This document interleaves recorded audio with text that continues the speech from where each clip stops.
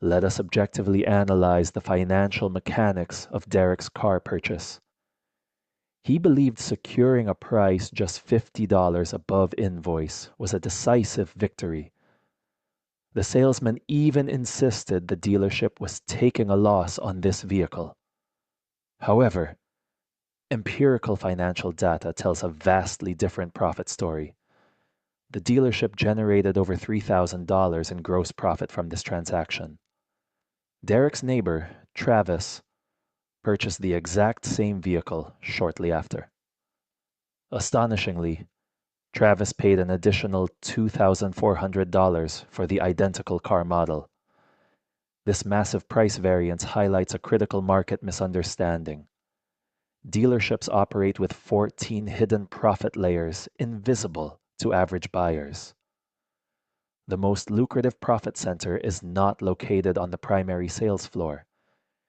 It exists within the finance office after initial negotiations are concluded. Derek researched the manufacturer invoice price using Consumer Reports. The sticker price for his targeted vehicle was listed at exactly $32,250. The manufacturer invoice price was recorded at a baseline of $29,900. After rigorous negotiation, Derek secured a final transaction of $29,950. A $50 gross margin implies the dealer made virtually nothing on the surface. But this visible margin is merely a fraction of the actual revenue generated. Underneath the invoice price lies a complex structure of hidden subsidies. These private financial agreements exist between manufacturers and dealers. Such critical data is entirely absent from standard consumer pricing resources. The first mechanism is the dealer holdback, typically 2 to 3% of list price. On a $32,250 vehicle, a 2% holdback yields an additional $645 post-sale. If calculated at 3%, the manufacturer remits $967 directly to the dealership. This single invisible layer dwarfed Derek's perceived $50 dealer margin. Next, manufacturers often utilize dealer cash incentives to manage inventory. Volume bonuses, or stair-step programs, reward dealers for hitting targets. This explains their increased pricing flexibility at the end of fiscal quarters. Regional rebates also exist to stimulate sales in underperforming markets. Floor plan assistance helps dealerships cover interest on inventory loans. Back-end incentive programs tie additional payouts to satisfaction metrics. Yet, even these corporate subsidies pale in comparison to the finance office. Public financial statements from corporate dealers provide objective clarity. Conglomerates like Lithia Motors and AutoNation publish precise revenue data. Penske Automotive Group also provides identical financial transparency. The average gross profit on a new vehicle transaction stands at $3,263. For used vehicles, the gross profit margin averages approximately $2,084. After deducting administrative and operational costs, net profits decrease. True net profit per vehicle settles between $500 and $1,200 on average. Therefore, Derek significantly outperformed the statistical average buyer. However, the transaction was far from complete when he left the sales floor. The finance manager operates the most profitable sector of the dealership. Financial reports show this office generates $2,000 to $2,800 per vehicle. This revenue is entirely separate from the profit made on the actual car. The primary driver of this profit is a mechanism called the loan reserve. Dealerships routinely mark up approved interest rates to generate revenue. A 1% artificial interest rate markup creates $600 to $800 in dealer profit. Extended warranties represent another massive margin, yielding $700 to $1,000. Gap insurance, while practically useful, contains $250 to $400 of pure profit. Minor protection add ons contribute another $0 to $300 to the bottom line. Total financial product profits range from $1,900 to $2,100 per vehicle.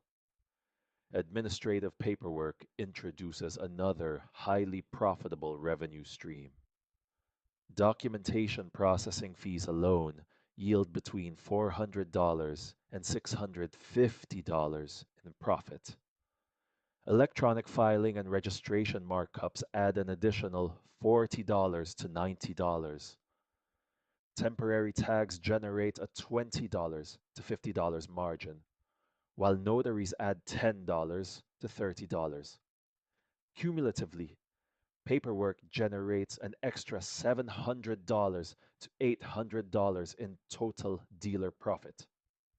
The combined back-end gross profit routinely totals $2,700 to $2,900 per car. Now we must objectively examine why Travis paid a $2,400 premium in cash. Declaring a cash purchase immediately removes the dealership's financing profit.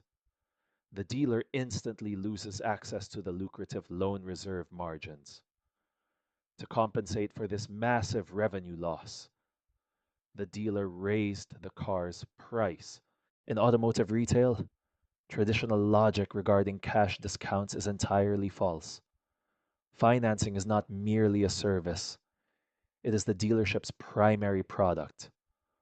Removing the financing element forces the dealer to maximize front end margins. Dealers implement specific psychological tests to identify cash buyers early. The initial intake clipboard serves as the first subtle financial qualifier. Preliminary credit checks often function as an intent to finance verification. Early loan applications are drafted to solidify the financing commitment. Revealing your intent to pay cash prematurely destroys your negotiating leverage. A rational financial strategy requires utilizing these systemic mechanics. Step 1 requires initiating the transaction as a prospective finance buyer. This classification ensures maximum negotiating leverage on the purchase price. Step 2 involves verifying the absolute absence of a loan origination fee. Step 3 requires aggressive negotiation on the front-end vehicle price. The dealer will concede price, expecting to recover margins in the finance room. Step 4 dictates strict negotiation of all back-end financial products. You are never obligated to accept extended warranties or inflated insurance. Step 5 is a meticulous review of the final contractual finance charges. It is absolutely critical to confirm the absence of any prepayment penalties. Step 6 involves executing the loan and paying the entire principal immediately. This sophisticated method captures the finance discount without the interest cost.